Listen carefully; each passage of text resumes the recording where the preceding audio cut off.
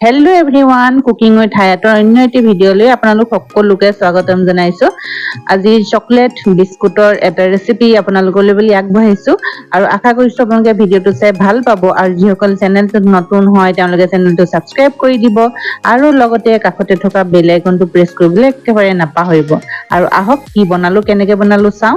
এইকাৰণে লৈছো মই 1/4 কাপ বাটাৰ আৰু ৰুম টেম্পাৰেচাৰত থকা বাটাৰ ল'ব আপোনালোকে। আৰু লৈছো মই 1/3 কাপ চুগাৰ আৰু এইখিনি পাউডাৰ চুগাৰ হয়। আৰু ধুনীয়াকৈ হুইস্কাৰ এডালৰ সহায়ত মিক্স কৰি ল'ব যাতে ফ্লাপি হৈ যায়। দুটা বস্তুৰ মিক্সাৰটো ফ্লাপি হোৱালৈকে আমি মিক্স কৰিব লাগিব, তেতিয়াহে বিস্কুটটো আমাৰ ক্ৰাঞ্চি হ'ব। আৰু এতিয়া লৈছো 3/4 কাপ ময়দা আৰু আপোনালোকে মেজাৰিং কাপৰ জোখেৰে বস্তুখিনি জুখি ল'ব। আৰু আজি মই চাহ খোৱা কাপৰ জোখত নাই দেখুওৱা, আজি মেজাৰিং কাপৰ জোখত দেখাইছো, গতিকে ধুনীয়াকৈ ষ্টেপকেইটা আপোনালোকে ফ'ল' কৰি ল'ব। আৰু এতিয়া মিক্স কৰি থাকিব। মিক্স কৰাৰ পিছত আমি দিব লাগিব এতিয়া বেকিং পাউডাৰ। বেকিং পাউডাৰ দিছো 1 টিস্পুন আৰু দিছো কোকো পাউডাৰ দিছো 1 টিস্পুন।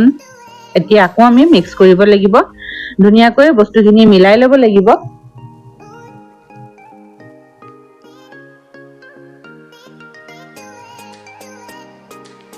যিমান পাৰে সিমানে ধুনীয়াকৈ মিলাব, যিহেতু মিক্স হ'লে আমাৰ বিস্কুটকেইটা খাবলৈ ক্ৰাঞ্চি হ'ব।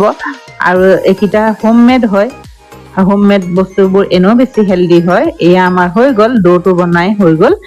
আৰু এতিয়া দিছো মই 1/4 কাপ চকো চিপ্ছ, আৰু যিটো মোৰ ওচৰত হোৱাইট চকো চিপ্ছ আছিলে গতিকে মই হোৱাইট দিলো। আপোনালোকৰ ওচৰত ডাৰ্ক চকো চিপ্ছটো থাকিলে আপোনালোকে সেইটো ইউজ কৰিব পাৰে।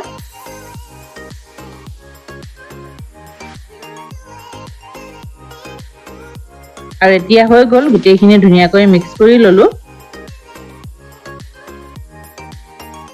এতিয়া আমি সৰু সৰুকে কেইটামান বল বনাব লাগিব আৰু বল কেইটা আমি বিস্কুটৰ শ্বেপত এনেকে কৰি বনাই ল'ব লাগিব, চেপেটা আকাৰত বনাই ল'ব লাগিব।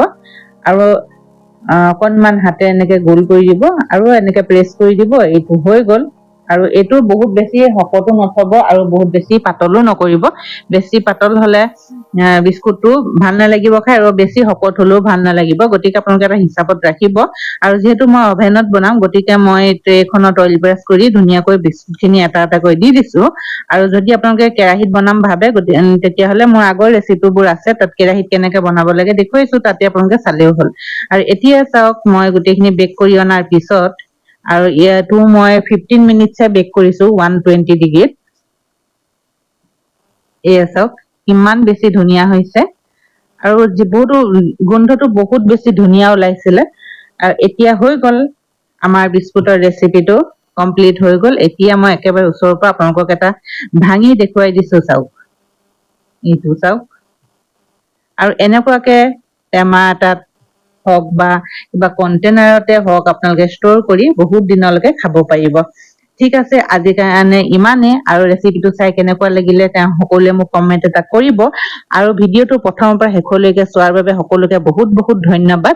আকৌ আহিম আকৌ বেলেগ এটা ৰেচিপি লৈ। আজিলৈ ইমানতে আহিছো, ধন্যবাদ।